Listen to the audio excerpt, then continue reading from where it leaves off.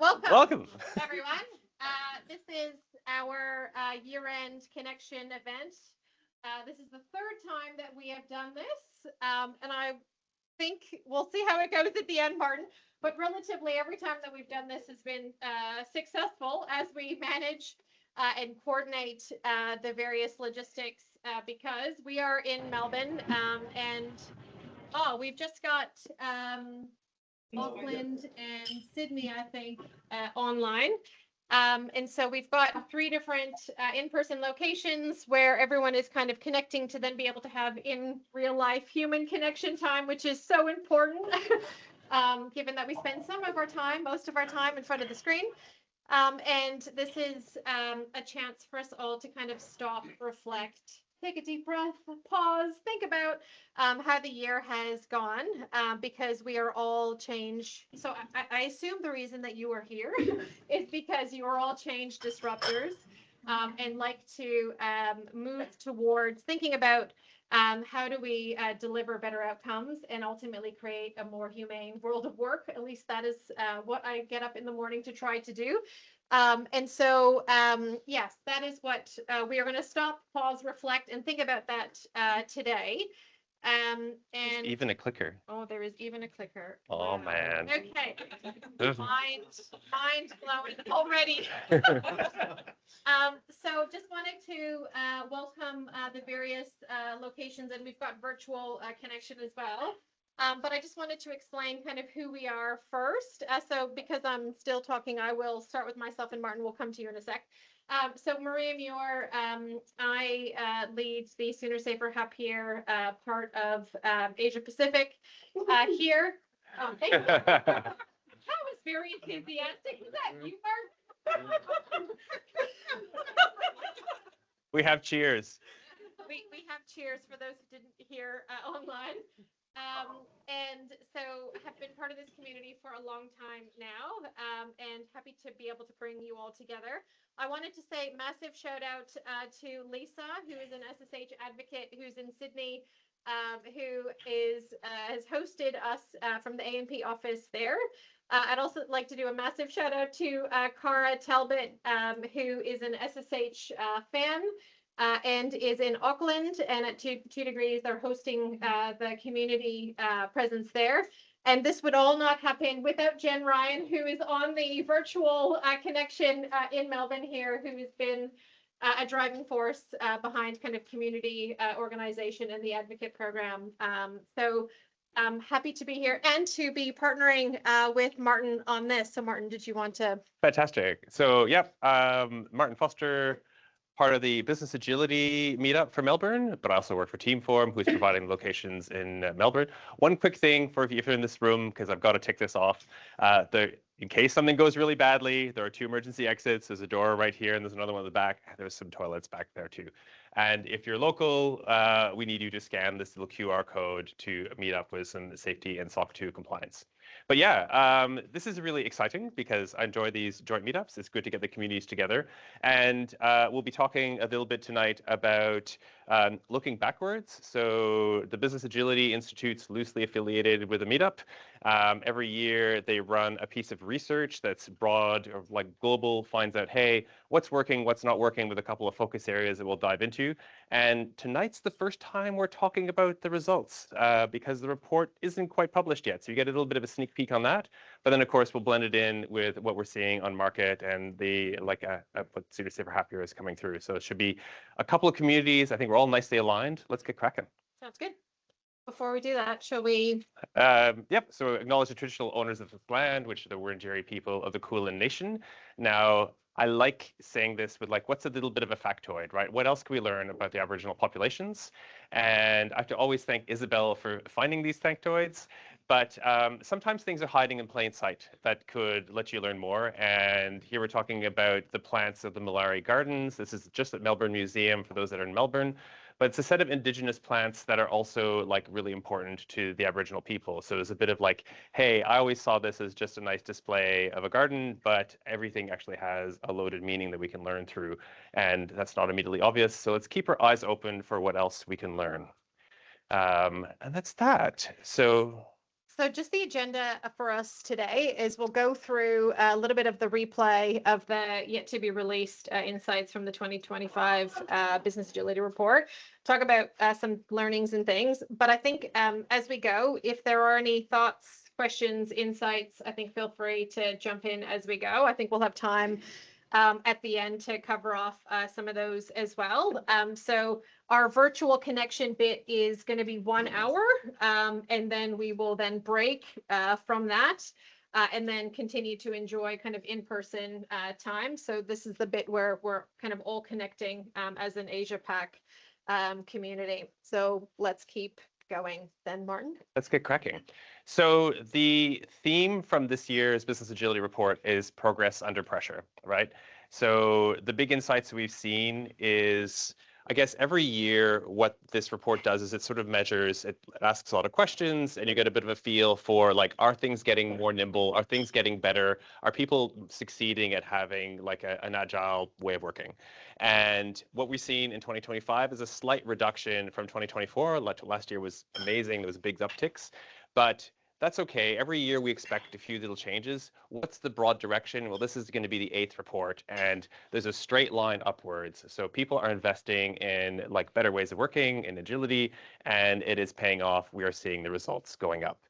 And I think there's always a question around here. So like that's global. What does Australia look like? So in the pandemic, Australia did really, really well. Like we're just batting way above other countries. Things were like, wow, we've adapted really well to all those constraints that were placed on us. But since then, Australia has been following the global average, but a little bit below. So maybe we feel that in our day-to-day work, but that's kind of like the situation. We've got this global average that's trending upwards, this Australian average that's also trending upwards since the pandemic, but unfortunately a little bit further down. So we can explore as we talk to other regions, like, does that feel right or not? The broad reasons we're seeing this is we've got leaders that are potentially just making calls that are interesting. So they pivoted to like, I would love to potentially collaborate with other parts of the business better. Sometimes I realize I just can't. Like high performers are really good at collaborating with the rest of the business, but I will work with the constraints I have to get something done. So like this idea of local optimization is happening, but it is breaking with like the whole org, whole enterprise, end-to-end thinking. And then we also have this like strong current that keeps on hitting us, something I think it's a pet peeve across like our various different practices, where like governance, which can be a massive enabler, like can also really get in the way. So when there's way more governance than is justified by the level of risk they're trying to protect you against, right? And that does create work, and it's like something you have to find, you have to have the people there to do it, and that can slow you down. It's a very persistent theme that comes back up. So I think, Martin, what you're saying is that overall, if we take a step back, not just from this last year, but from the last few years, the trend is up. I think the key insight here though is from last year, we've actually got a little bit of a dip down. And I think if I think about practically what we're feeling maybe a little bit day to day on the ground, it is the impact, I think, of that. Yeah. And so then what does that then look like for us as we then kind of work with leaders, work with our teams? I think those the things that you called out in terms of why it's been dipping down, those very much resonate, I think, with the people that I'm talking to. I think that would resonate with the community here. So I think I'm seeing some nods from the room. Yeah. And so I think then when I think about kind of why those things might be happening, and you mentioned that leaders are focusing in on kind of local optimization. Well, if I think about the kind of macro environment that we're working within, and I use this analogy already today, but it's like we're all trying to be ducks in the water to be nice and calm, but we're all doing this with our legs because there's so much change around us. The need for us to be able to think about what does that even mean for us? What do we then need to do about it? How do we need to lead through it? What does that mean for our teams? I think what we're trying to actually do is to create some sense of stability and try to regain some of that control. And I actually don't think that that's a bad thing. And so what we're doing here now is, as leaders, we're focusing in on the things that we can control and influence. And so as a result, what that means, given the fact that we haven't yet thought about from an enterprise perspective, how do we do that on an enterprise scale? Because that bit is hard and we haven't solved for that yet. That means that I'm looking locally, I'm looking within. And those things that we've been talking about are actually the same themes from last year, and we'll talk about that as we keep going. But the key processes that actually need to evolve and need to change, and all the ones that we keep bumping up against, and we know it, we feel it. It's the annual planning process, it's the funding models, it's the how do I collaborate horizontally across my organization, because we're not quite yet in cross-functional teams that are aligned with shared accountability. Like all these things we still know and need to work through. And so what I would say though is, because these things are happening, because we need to try to work it out, we're trying to make some sense of it. But the shift actually that I've seen kind of on the ground is last year, we were aware of and knowing that the fact that we are all ducks with legs trying to make it work, and we were calling that out. Whereas I think now, I think if I reflect on 2025, I think we've just acknowledged that's actually going to be BAU. And so what I would say to everyone here is we need to proceed with caution. And we need to proceed with caution and to keep being deliberate about that, because we will fall into this trap.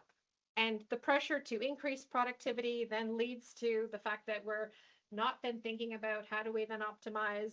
It then leads to us, being stressed. It leads to low quality. It leads to low flow. Then we get into the full loop where it's then lower productivity and we kind of start again. So I think here I am optimistic and hopeful, yes, but we need to proceed with caution. And so let's talk about then the trends or the patterns that have emerged then from 2025, because I think there's some 4 really good ones. And again, these are hot off the press. Yeah. I think though, just before jumping into that, I've had quite a few conversations with people that are just telling me, hey, it's been a really exhausting year compared to the past years. And I think that's really how that's sort of like emanating as a result. There's too much duck paddling. So the trends that are emerging for 2025. So we're seeing this like continued prioritization on customer centricity, and this is good, right? Like companies, organizations are going, the thing that pays our bill, or if you're a government, it's a slightly different part, but like the incentive is like that customer at the end of the line, and it's actually really good to be hearing that. But we'll dive into a little bit more what else we're seeing across that.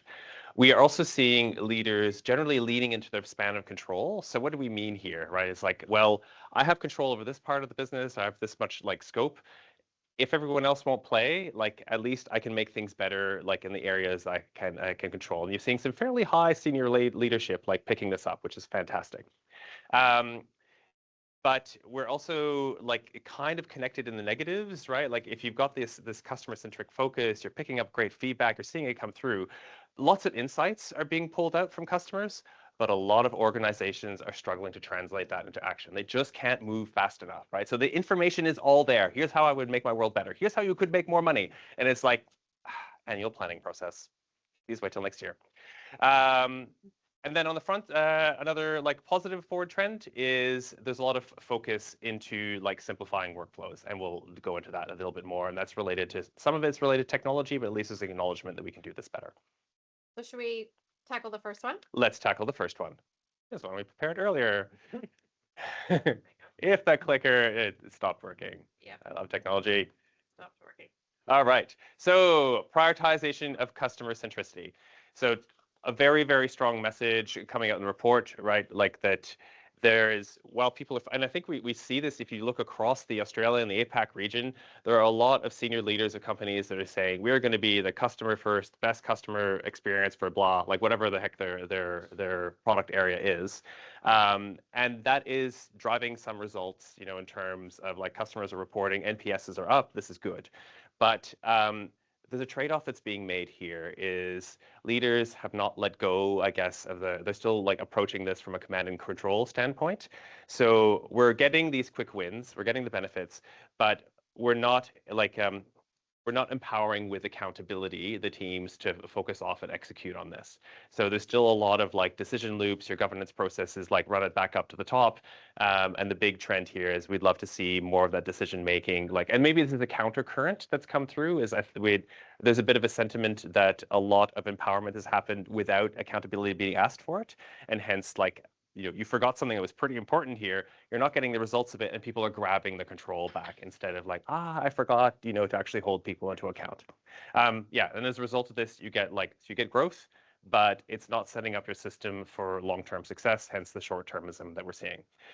But there is a set of people out there, and this is consistent across the survey work that we do. There is high performers, and we're going to talk about what those high performers do that's different. And here you can see very clearly in the information, the high performers, like they get the transparency in, they can push their learnings through, and they can respond. They can do that other half when the customers say, hey, this is a challenge, I can respond to it. So very good benefits in the investment in this space. The next focus area, perhaps? So just before we do Oh, that, yeah? does Go that for it. how does that resonate with this group in terms of if I can do a thumbs up, yes, that's what we're kind of seeing. Middle, not sure. Yes, no, maybe so. Yeah. Ups and middles, ups and middles. Ups and middles. Okay, Yeah. so maybe there's a bit of a sector or organization. It'll depend on that one. Okay. What about the That's next? basically the front-facing side of things, right? Yeah. With the slide that you had just before, that's the back end of it, and those two things go together with closing the customer. Just to repeat that, because we've got the microphones, Isabel's comment is that's the front side facing part. So prioritizing the customer, but the rest of the back end structures might not be happening. And then this idea here that leaders are leaning into their span of control. Like this is a really interesting one because it connects to the part we're just talking about of empowerment being given without accountability, and hence a reactive amount, like a reactive response to that is, I'm just going to keep a really, really close, tight loop on it. But it's also like a practical outcome, right? If I can't make the whole organization work, people are really doubling down on at least making progress. And I think we can be happy about that. Like at first I was pushed back a little bit by this. I'm like, well, that's not good. But actually, if you can't fix the whole world, if you can't make everything better, at least do as much as you can in your own domain, or, maybe one other leader, another partner thing, like at least you're making that improvement, that step forward. And that's the whole reason for waking up in the morning. Again, this is where the question of governance far exceeding the risk comes back through. But one more time, what do those high performers do? Like, what is that 20% of the respondents that are on the high band come through? Is they've got their leadership challenges sorted out, things are working effectively, and hence, that you're much more likely to see the end-to-end benefits across the organization instead of localized behind one leader, that might also be temporary. I think on this one, Martin, I empathize with leaders because 100%.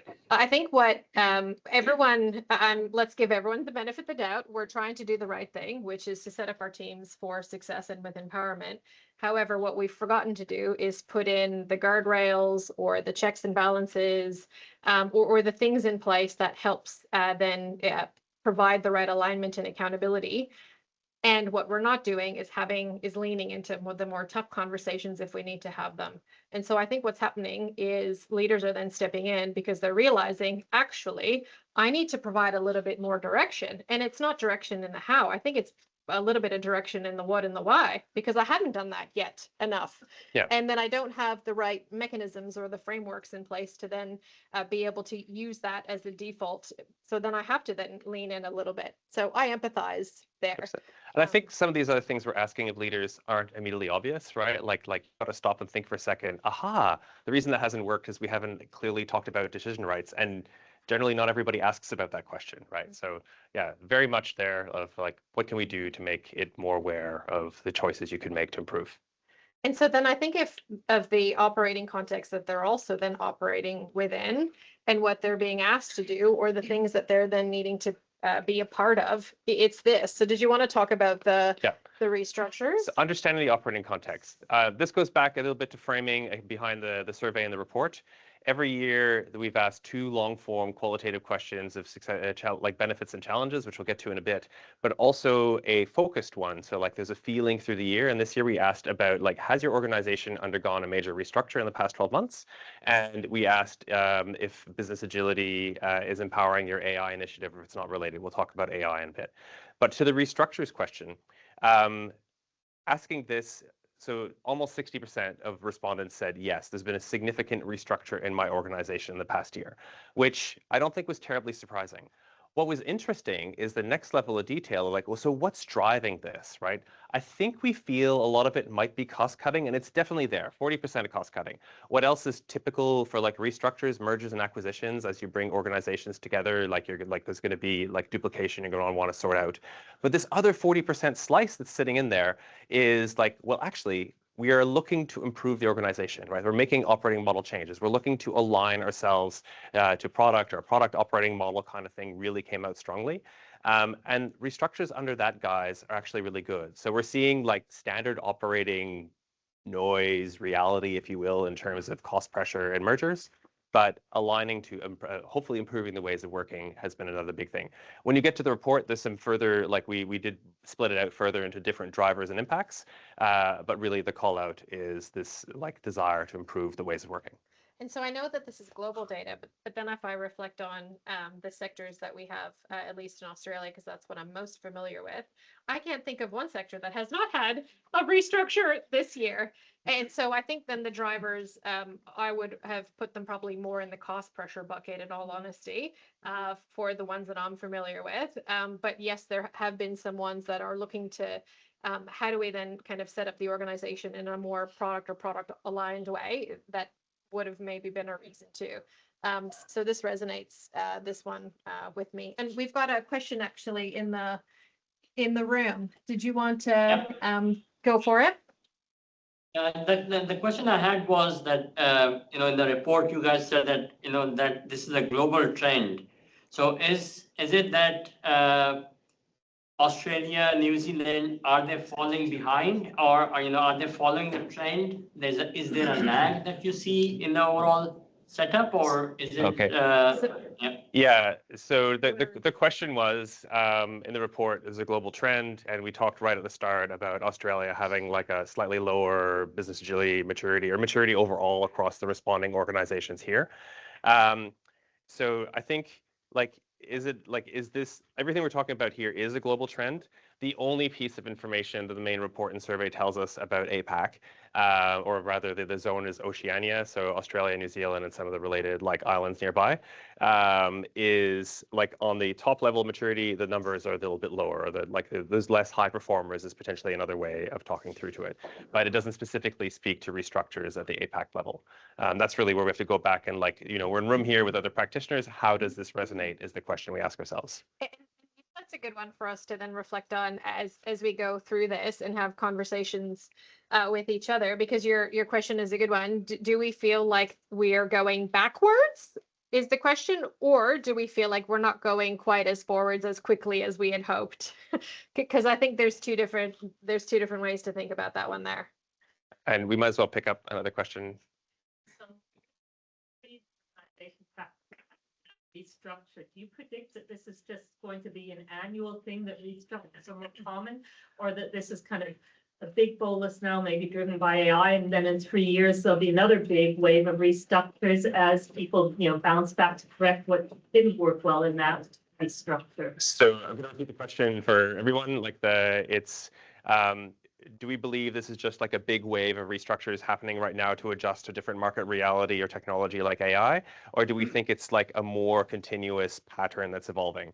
So from the business agility data, I can't tell you that because it's the only time we've asked this question. But I've been processing a little bit of information from the organizational design forum, surprise, and they asked this specific question also. And I think what we're seeing is those restructures are a constant thing.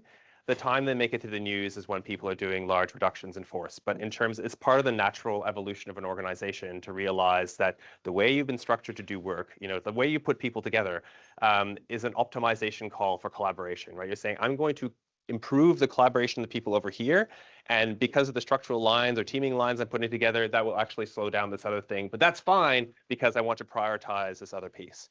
So I think restructures are an ongoing thing. There's probably an open question of what works best, large, highly more disruptive ones, or is there a way to do some continuous tuning? So I think just to double down on that point that you're saying there, Martin, I think there's an opportunity for us to almost reframe what we mean by a restructure, because there's one thing around how do we think about and I would say continuously, or not continuously, but always being open to how might we organize our people in a different way to make sure that we've got the right outcome. And so we need to be thinking deliberately about that. That to me is different to then having people leave an organization. So yeah, there's a terminology here, a terminology thing here that I think we can help shape and refine perhaps. So yeah, if that helps. Not sure how much time you got for questions, Yeah. but I just wondered, is that question about the drivers, was that a single select answer or was it a multi-select? Because a more cynical person than I might wonder if people might select both the product op model and the cost cutting one, but in reality, the product op one is what we say we're doing it for, but the cost cutting is why we're actually doing it. Such a cynical person. So the repeat of the question there is how did we get this diagram up? What's the how does the question structured? Did we specifically ask impacts of drivers? No. There was a outright like selector yes, no. You saw something and like your organization did a restructure in the past 12 months, and then it was just open free text if you wanted to tell us more about it. And as we're running through the themes of the responses, they basically categorize broadly into drivers or impacts or like a nothing burger.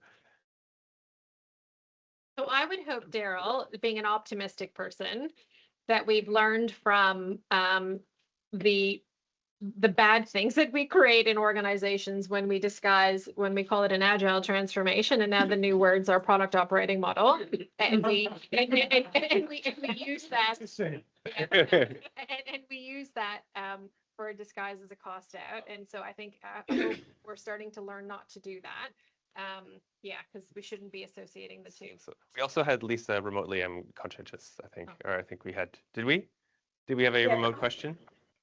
Yeah, I was just going to. It was more a comment than a question. I'm just wondering about that 58% of orgs talking about a significant restructure. Do you see also more of a trend for like an always-on continual restructuring rather than big bang restructures?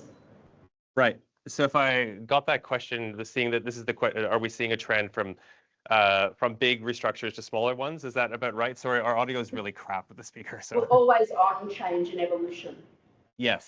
I think so. There's a comment or two about that in this data set. There's a lot more about it in the Org Design Forums data set, where there's I think the leading edge people are thinking, let's make small changes, like even at the quarterly planning level, right? Like we want to keep teams like relatively stable. But we also recognize that the nature of the work is changing. It should be a lot less impactful, like in the negative way, to make a few people changes as opposed to like a really big bang thing at the end of the year. But that's more leading edge. I think you'd feel that behind like higher performers, people that are aware that you can actually do this. Okay, we're gonna keep going. We should keep on moving. Yeah. Yep. Because we can go down a bit of a rabbit hole with that one, but we can pick it up. We will save ourselves some time. Yes. So, geez, out of those 4 initial insights, like the definition of value. So where did this one come from? Again, we're finding customer-centric, like a lot of customer-centric organizations, they're doing well on that first part. They are grabbing a lot of insights. The problem is like the timely action really coming back for it. And why we're stopping on this one here is timely action. Like if we start to unpack that, like why can't you respond to a customer literally saying like, I will give you 10 of many if you do this part? Potentially, it's the funding flexibility of your own organization, the strongest part, right? I'm sorry, we can't reorient our focus this year because we've already baked in the budget, and this is what you have to do.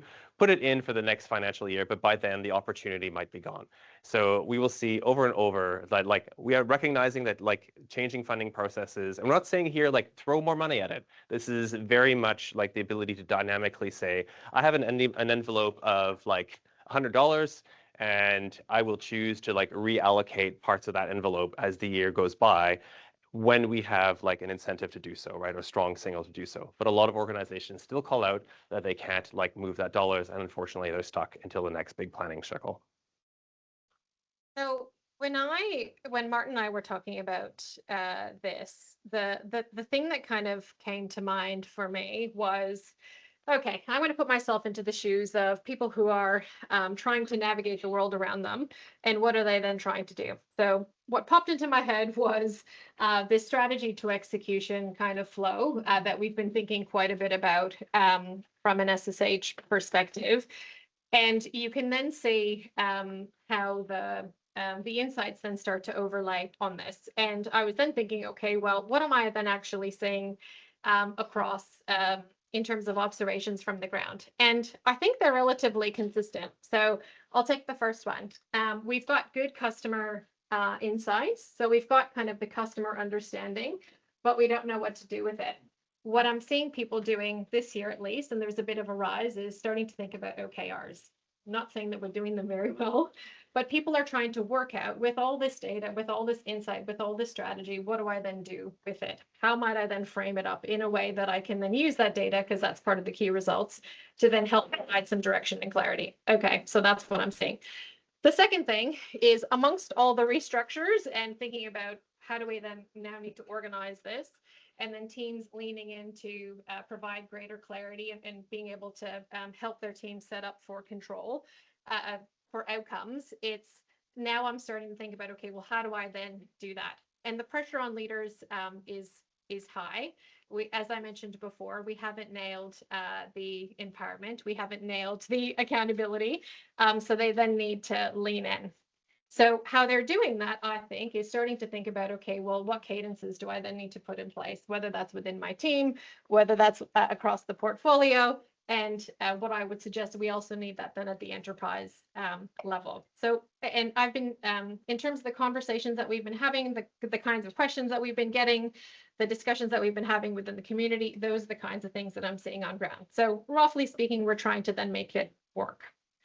So if I then think about what are the opportunities for us, I kind of then think about, okay, well, based on those trends from 2025, what do we need to be careful about? And I think we just need to be careful that we're actually not missing a trick, because that last point that Martin mentioned in terms of value definition is actually a really important one. So we can't jump straight from understanding the customer to an OKR until we've actually then been clear around, well, what is the impact that we want to then create?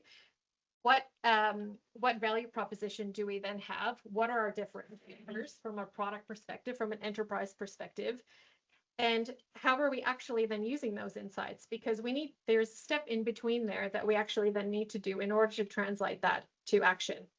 And when I then think about the pressures that are then on the ground, we go from insights to OKRs to short-term thinking, and then we've got cadences. But really, have we thought then about the golden thread of value?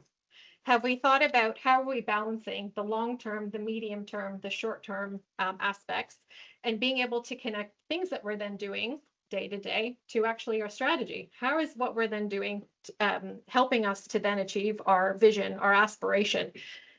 And do we have that clear? And so how are we then using the cadences that we then have to then make that more visible, so that we can then have the right then conversations, so we can then prioritize effectively, which then leads to the portfolio demand and capacity alignment. Because if we're not then doing that in those cadences, then we're actually then not focusing the available capacity in the teams that we have then on the right things. We then don't have the match. And I think that's part of the challenge that I'm seeing on the ground here. So opportunities for us is how might we then lean into that? So if those are the mechanics, and I'm thinking then about the mechanics, I'm then taking a step and thinking, okay, well, actually, what is the thing that we still haven't done enough work on? Our mindset. So I then come all the way back to the beginning of this strategy to execution lifecycle. And then I think about, okay, well, are we actually clear on the behaviors and the mindsets that we then need to change in order to then set this up? Do we know what needs to be then different? How might we then leverage customer insights? How might we then think about value? How might we then unlock and empower teams and leaders to actually then deliver that value that we need them to? So I think those are the things that we need to be thinking about, and those are the things that we can't forget, and some hopefully some things to think about for where we can then lean into, because there's some insights there.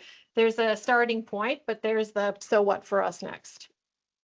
So what is a nice little positive part to end on these four? Nice step changes here. And I know we say AI tech, but like as part of that whole piece, I think there's a lot more recognition that we can simplify work structures, and specifically there's an awareness on process improvement. You know, like something is slow, there's a constraint, right? Like it's the Evans theory of agile constraints. Like your organization can't move any faster than the least nimble part or the more constrained part. In the past, it's been a lot harder to, like, people weren't as aware of this. And I think a big trend from the year is that we're seeing actual investment in this process is blocking us from responding to customers. You know, this process is like burning staff in a way focus. How could we pick that up? And, you know, it's a part of the journey. It's not the full end to end, but it's definitely a massive step on the journey, and to be just able to pick up that part and say, we're going to improve this. And then how are people doing it? Well, thank you, AI. There's a lot more thinking here of like what parts should I, like I still need to do, but I might not need to do with the person. And if those two things come together, a realization that you've got a process that's not working as well, but also elements that you can off, or tasks that you can offboard it to, like automation, 100%, let's get that in there. And maybe you don't even need to do some of these at all, which takes us to like reducing handoffs or just removing steps in the process. And that plays in very nicely with that restructure element. You know, like if I'm having to do extra hops because I'm not structured well to get my work done, maybe I can sort that out and have an resulting more smooth process flow. So this is actually a really big positive part. We had never seen this come through quite so strongly. And I think this year, yeah, it's a big one to take home. Tony. Anything to link number 4? That is the impacts and usage of AI on being able to deliver to customer-centric outcomes and focuses. When I talk about customers, I'm also talking about colleagues, because colleagues are internal customers. Yeah.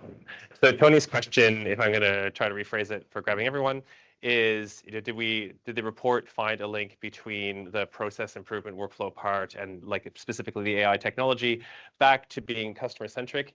The short answer is like that's not overt and in there, but we have a few more things, part of what people are talking about when we get to AI, which I think is what we're about to step into, that I think will link, like it's part of the story, right? But we can't make stuff up. So what are the tidbits that we're seeing? And so I think the report might not have made that linkage, Tony, but I think the reflections or the observations that I would give back from the things that I'm hearing or the things that we're experiencing is that I think everyone is experimenting with AI. Yes, I think we've had some success. Yes. Is that connected absolutely to the customer, whether that be the end customer or the internal customer? Not sure, but that's where we're stuck. I think sometimes we're stuck. I think there have been particular use cases where there have been good examples of that, yes, but I think holistically, perhaps not. And so where we're stuck is we've heard the value of AI in terms of a 10x unlock, but we're not there yet. And the reason why I think we're not there yet is because how we then, whether it's around the strategy to execution, how we think about what we need to get done, or it's the operating system that we've got set up that is there to help people get what they need to get done. We haven't changed those things yet. It's actually the biggest blocker, I think, then to unlocking the 10x power of AI, and absolutely at the enterprise level. And what I think is crazy about this is for this community, we've known the answers for the last 10 years around how to then change the enterprise system. And so like we don't need new answers. What we now need to do is actually implement them and embed them and make them sustainable. So we've had this year some deep conversations with senior leaders across sectors to come up with this House of AI, which I'm affectionately calling the House of AI. And what this is then kind of coming back to is actually really the basics. How might we then think about the things that we then need to have within our operating system to actually then unlock the power of AI? And they've been informed by all the mistakes that we've made from digital transformation, because AI is really now different. But what is different now is because of the pace of change is greater, the need for these basics and foundations is even more, because as we get faster, the cracks become bigger. And so that's where I think when we then think about what is it that we then need to do, it's how might we then think about that. And so as I mentioned, from a mindset and behavior, like that's the foundation of this house. Then it's what's the purpose? Why are we using AI? So what's your why? Who are you doing this for? Just like in whatever else that we would create or produce. What kind of capability do I then need to have? How am I building that? And it can't be a point in time thing. It needs to be a continuous build. Do we have the right technical excellence in place? So we have the right guardrails in terms of how we're then using AI as a technology solution. Do we have the right data? Because without that, we can't have a good answer from it. Do we then have governance? Because it can't be the wild, wild west. It can't be cowboy, but it also can't be the heavy traditional governance structures that we've been familiar with and comfortable with in the past. They need to then be different.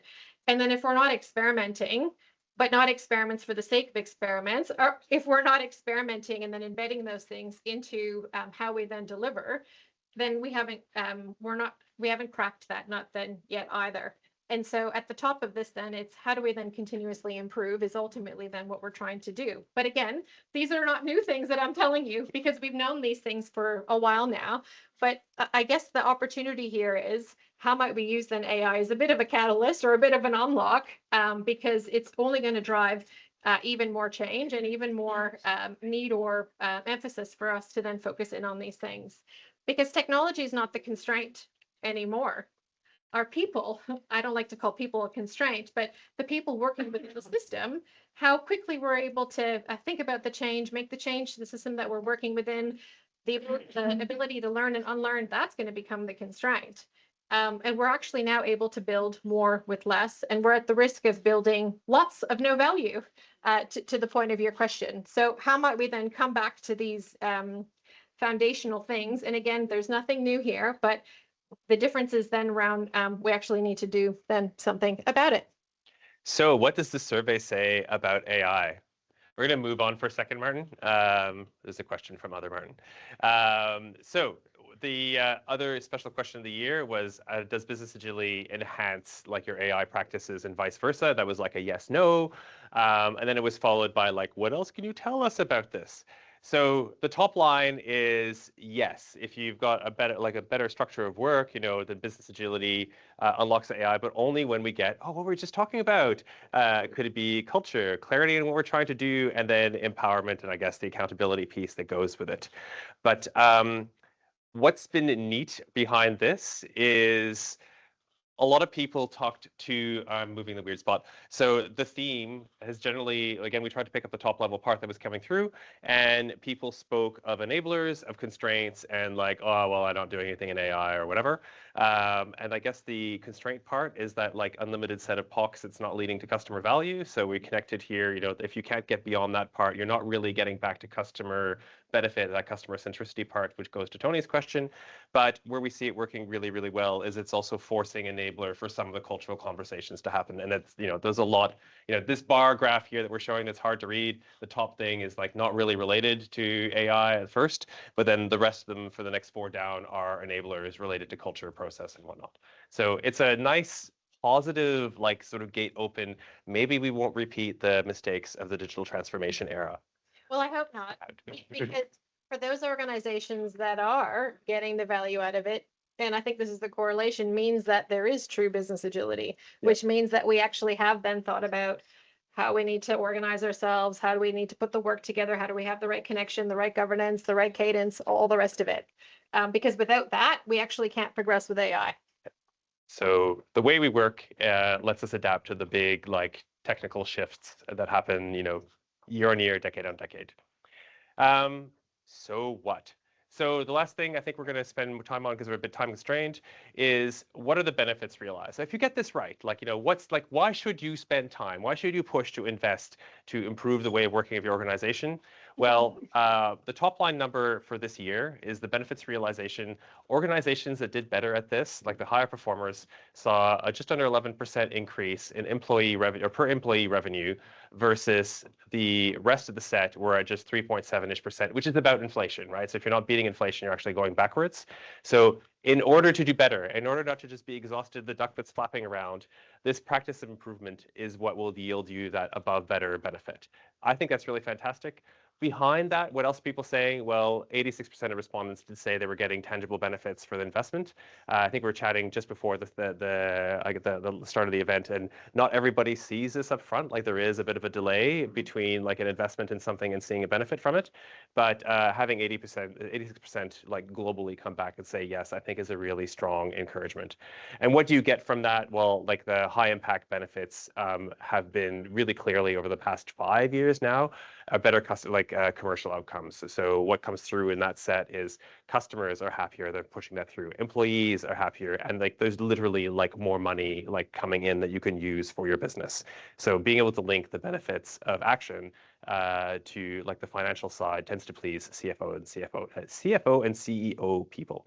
You also get that adaptability, which is really handy when you're faced with these other like technological shifts. So I guess if there was any doubt around why should we look at how we're then working together, these are the numbers. I think I would even say that this is maybe even modest because if we then think about the opportunity that we're leaving on the table without AI, you put these two things together and I think we've got bigger numbers. So I guess how might we use this? Again, it's more of a catalyst, but how do we use this as an opportunity to then drive the change that we'd like to see?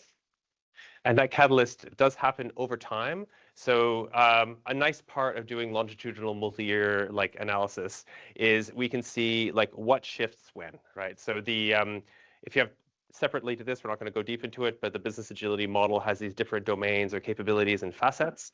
And one of the big ones is the customer centricity, being able to respond to that. We've heard a lot about that today. That benefit comes up in the first year. So when people start investing in the space, you do tend to see a pretty quick feedback in terms of the customer centricity part. And then, as I'm about to talk here, there's other benefits across other facets of it that accrue at different points in time. And as we run more and more of these surveys, we get a better picture of where that splits out. So 2-3 years ago, we started to see like the culture improvement and a bit of like the leadership style improvements coming about 3 years in. And this year, we've got a really clear mark out from year 5. What does that mean?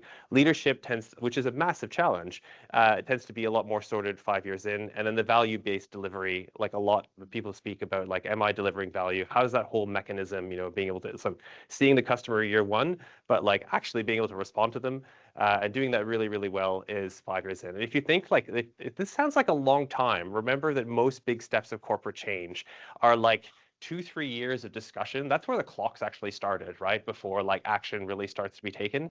And that investment is where we start the clock. So by the time your average employee, your person like sees there's a big shift happening, a year or two has already elapsed. This is not too bad. And when you see the really high performing companies out there, the stories of the Microsofts today, they had to shift on this and they've really lined up to this 8-year part. What do you get 8 years in? That's where the lot harder elements of like flexible operations, which is where dynamic funding comes in. People that have been on that journey for that amount of time tend to get that part sorted.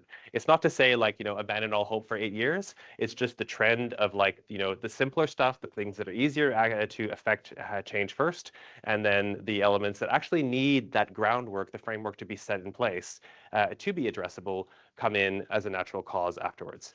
But when's the best time to start?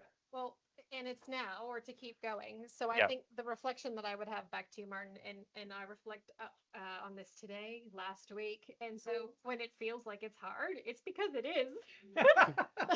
Damn it. And when you feel like you're not making big progress, it's because we're not. Because it takes time. And that's because we're not is not a bad thing. It's actually these small moments, these small changes, it's these wins that then collect over time that then lead to this. And I think we should then take some reassurance in that then, because it is all worth it. We still need to keep going. And that's then, how we'll then be able to make the change. I don't think I've heard of one of those big high-level conference presentations or, a Forbes magazine, whatever, success story of a company that hasn't been reached through a bunch of these like determined, consistent steps. Like you see the, I like that at the end, but there's been a long story of like concerted, really directed effort to build back behind a strategy to make your world better. Doing the work is hard, yes. Repetition, build muscle memory. And so Andrew's just said you need to do the work. It's like kung fu, chop wood, carry water. Chop wood, carry water. Wax on, wax off for those that Okay. Yes. Yeah. Karate Kid kids. Yeah. I think we're showing our age there. Yes. Wax on, wax off. Yeah. So our waxing on and our waxing off is these challenges that are here, and they're the same from what they were in 2024. So we still have these old chestnuts to crack, and we've made some progress, I think, in some areas on these this year, but we need to lean into these more because these are, I'm saying your words, Martin, these are the key predictors for if you then want to be able to move with agility or move with pace and have adaptability and to set up an organization that can unlock the power of AI, we need to then think about governance and risk. We need to think about how do we empower, but also align and have accountability. We then need to think about how are we spending our money, because that might need to pivot and adjust and change as required. So these are the opportunities and challenges for us to then solve collectively. When we were talking about this in the setup, previously, these three things, the key predictive indicators. So if you look at the high performers across the data set, and again, year on year, this has been like running for like 8 years now of information. What are the three things that the high performers do really, really well? Well, they get the balance between governance and risk right. They empower with accountability, the other half of that, and they're a lot better at funding work dynamically. Why did we put it on the challenge page? Well, because they're also the three hardest to get right. So if we can tackle even a little part of this and move the journey a little bit forward for 2026, then I think we'll say, we've succeeded. It's very hard in terms of like high level challenges that come back in the survey. Top is always like leadership and mindset. It's all bad. I can't touch any of this. Well, if you start unpacking that, what people are saying is like, actually the strategy is unclear. As leaders, you might think your strategy is super duper duper clear, but it is not making its way across. So like first a well-formulated strategy, and then the communications part of that, communicate to make sure the message is out there and it's not being diluted by 150 priorities. These are very, very addressable things to us practitioners in the room, and I think that's the encouragement for the year forward. So I think we are going to wrap it there and open it up to questions, thoughts, reflections, which I will start with the other locations first. But I guess because these are sneak peek insights, watch out for the report when it does come out. So the report is coming very, very soon. If you would like a copy, what you could do is scan this QR code, which will take you to the survey that drives the report. You fill that in and you will receive the report. So, but yeah, this is possible because people answer these surveys. So very much appreciate any effort you have there. And it's a great way to get notified right on publication. The domain, by the way, is businessagilitysurvey.com. Really ease. But I just wanted to say, because this is the last meetup for BVSSH for this year, I hope everyone has a very restful, peaceful, laughter and silly filled holiday to then take the reflections from the year and then be filled with energy to lean into the challenges and opportunities that we then have for 2026. And we will then restart again at the beginning of February so as we've been kind of reflecting from an Asia Pac perspective, how we will start the new year is more from a global lens, where John, myself, and Miles will share some things and themes that we're seeing more holistically across organizations. So from a BVSSH perspective, thank you. And from a standpoint, yes, we all think we made ourselves a nice little break in December and January. We'll be back at the start of Feb with either something on change or the machinery of government, if we can put that together. Just understanding what it is. So yes, have yourselves all a very good break, and thank you so much for joining. Third.